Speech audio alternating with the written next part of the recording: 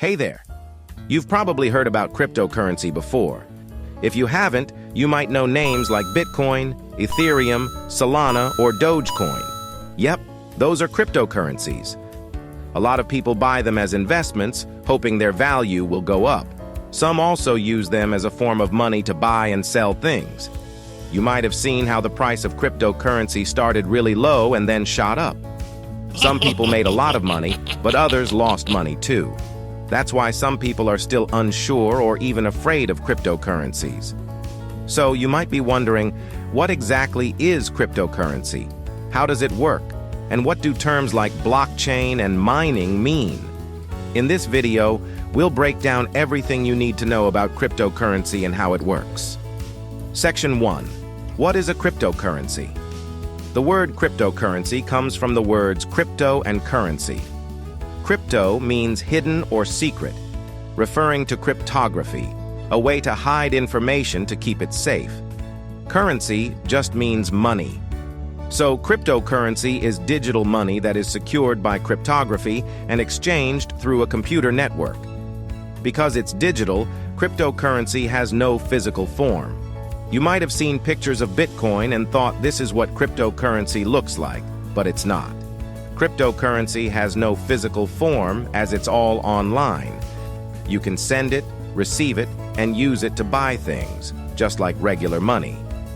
Now, you might ask, what's the difference between cryptocurrency and the money in my digital wallet, like US dollars or euros in my mobile banking app? Well, traditional currencies like the US dollar and euro are controlled by central banks.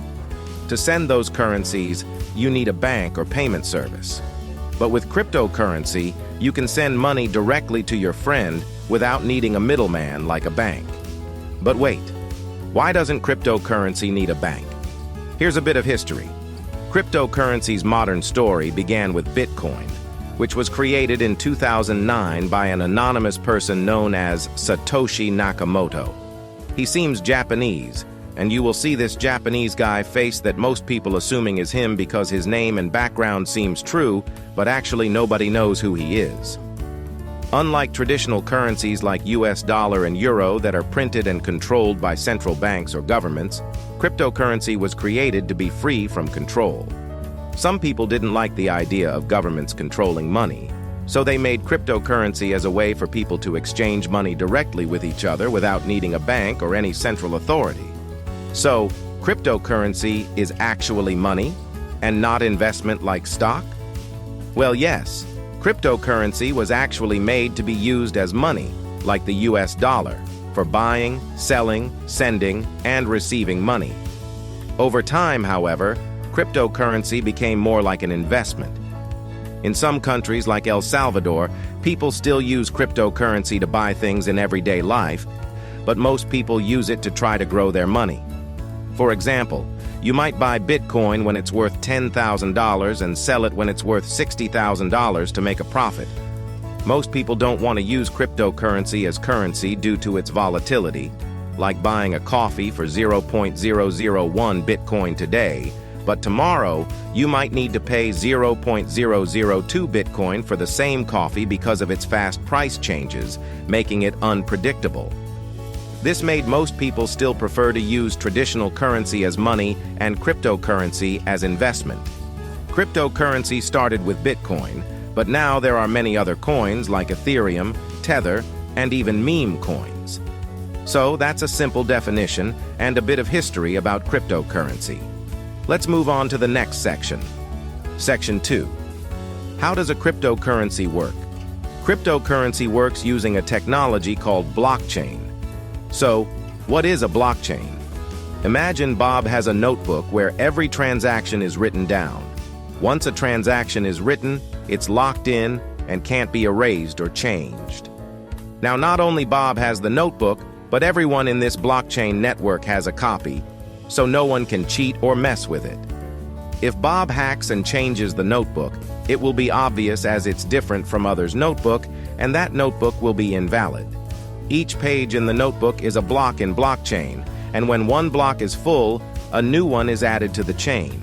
That's why it's called blockchain, which is a chain of blocks. So, How does cryptocurrency use blockchain technology? When a new transaction is made, the transaction details are sent to a network of computers around the world that are using the blockchain. These computers then check if the transaction is valid by solving a very hard puzzle or equation. Once they solve the puzzle and confirm that the transaction is correct, the information is added to several blocks. These blocks are linked together, making the data permanent and unchangeable. Once that's done, the transaction is successful. In regular transactions like sending US dollars or euros, a bank validates and processes the transaction. But with cryptocurrency, it's these computers around the world that validate it by solving hard puzzles and equations. Now you might wonder, who are these computers solving the puzzles? Well, people who solve puzzles and validate the transaction are called miners. Why they do that? When they solve the puzzles or equations, the cryptocurrency system rewards them with new coins. This is called mining, and based from the system called proof of work. That's why you may have heard about Bitcoin miners using powerful computers, because they want to solve as many puzzles as they can. The more puzzles they solve, the more cryptocurrency they earn. Not all cryptocurrencies are mined this way.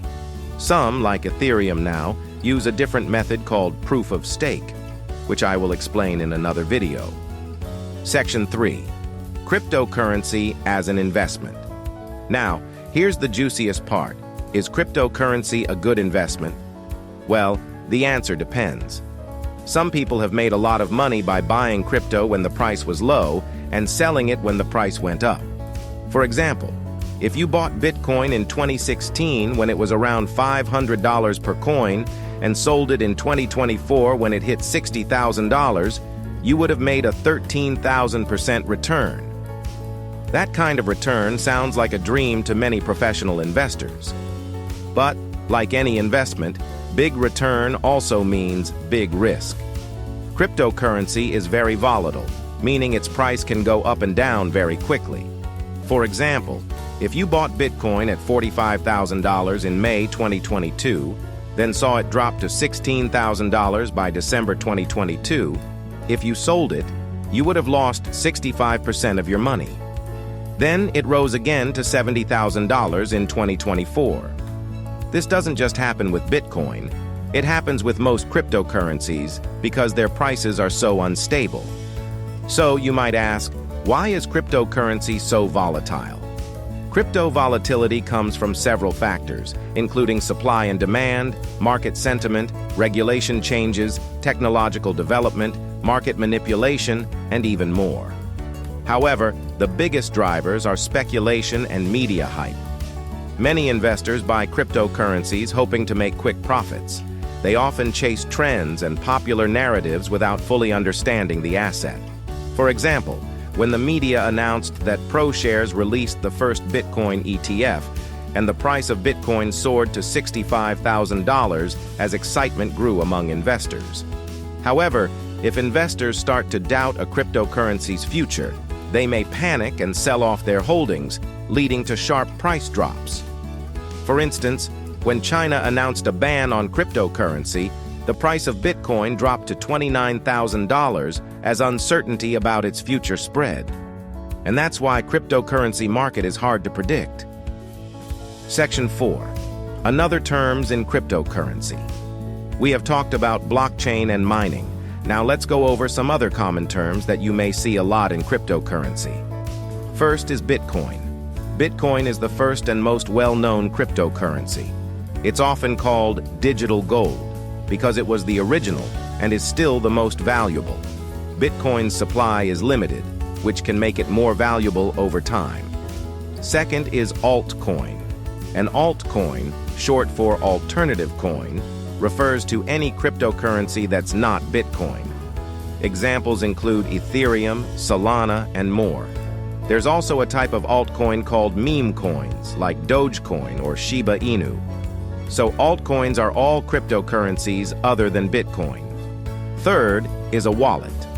A cryptocurrency wallet is different from a regular wallet that holds your cash. A crypto wallet doesn't actually store your cryptocurrency. Why? Because cryptocurrency is always on the blockchain. What a crypto wallet does is store your public and private keys. There are two types of wallets: hot wallets and cold wallets. Hot wallets store keys online, making them easily accessible, but they are also more vulnerable to hacking. On the other hand, cold wallets store keys offline, like on a hard drive.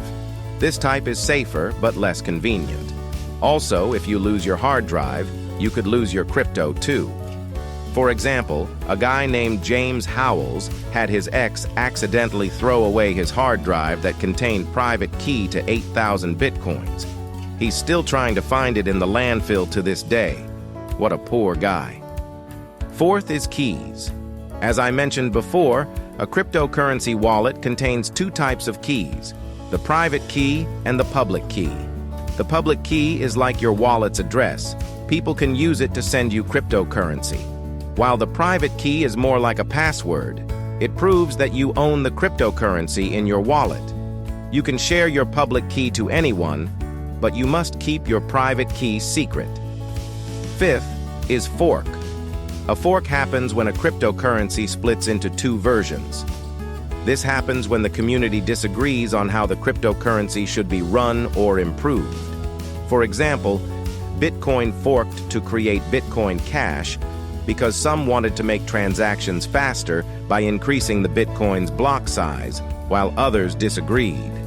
Those who agreed with the changes moved to Bitcoin Cash, while those who preferred the original approach stayed with Bitcoin. Section 5. Pros and cons of cryptocurrency. Of course, as you know, cryptocurrency has its pros and cons. Let's talk about the advantages of cryptocurrency. The first advantage is decentralization. This means no single authority, like a central bank, can control cryptocurrency. Unlike traditional currency, the government can't control or set the value of cryptocurrency. The second advantage is accessibility. Cryptocurrencies can give financial access to people without a bank.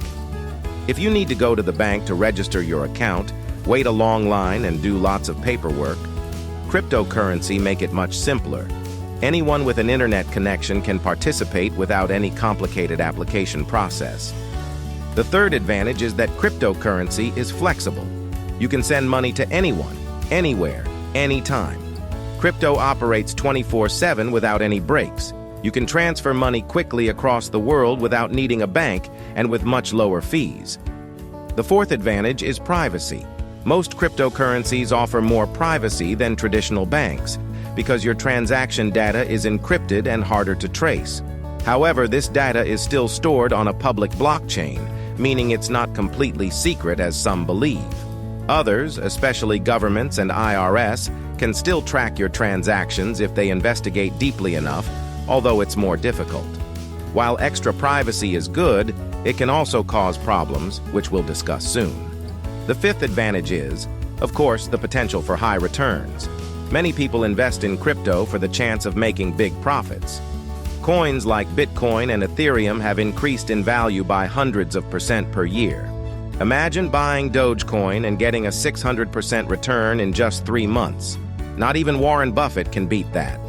But of course, this isn't all good, because now we'll move on to the next part, which is the disadvantages of cryptocurrency. The first and biggest disadvantage is volatility, as crypto prices can swing wildly. If you think stocks are like a roller coaster, then crypto is like that, but much more intense. For example, Dogecoin shot up in value and then dropped just as quickly in just 1 year. So you could be rich and poor in the same year. The second disadvantage is illegal transaction. As I mentioned earlier, cryptocurrency offers a lot of privacy, but this same privacy makes it a hotspot for criminals who want to do illegal transactions or launder their money. Because cryptocurrency transactions are harder to trace, criminals use crypto to move money and avoid detection by authorities. The third disadvantage is regulation uncertainty. Since governments can't control cryptocurrency, the government are not so happy with that, and they will not just stand silent about that. The government are still trying to figure out how to regulate cryptocurrency. This could change how crypto is used in the future. In fact, cryptocurrency regulation has become a hot topic in the 2024 US presidential election. The fourth disadvantage is scams. One of the schemes is the scammer will show you a fake crypto website. Then they lure you to buy and invest in that cryptocurrency with fake promise return. In the end, you can't withdraw your money, leaving you stuck. The other scheme is scammer might ask you transfer some coins like the classic scam scheme. Once you transferred any cryptocurrency to the scammer, the crypto can't be reversed. Why? We will talk about it in the next section. The fifth disadvantage is lack of consumer protection. As I mentioned before, cryptocurrency isn't managed by any one person or institution. This can be a good thing, but it also means that when something goes wrong, there's no one to help. If you have a problem with a normal USD transaction, the bank can help you get your money back. But, as no one can control cryptocurrency, so once you transferred your cryptocurrency to other, the transaction is irreversible. So, in conclusion, cryptocurrency offers exciting opportunities for those willing to learn about its potential. And then your next question, should you use cryptocurrency? The answer depends on you. Remember, don't rely solely on this video to decide. If you want to use cryptocurrency, it's important to do your research first. And don't fall into FOMO by jumping in without knowing what you're doing. It's important to understand the risks before diving in. If you want me to make other videos explaining these topics, please like and subscribe. Thanks for watching.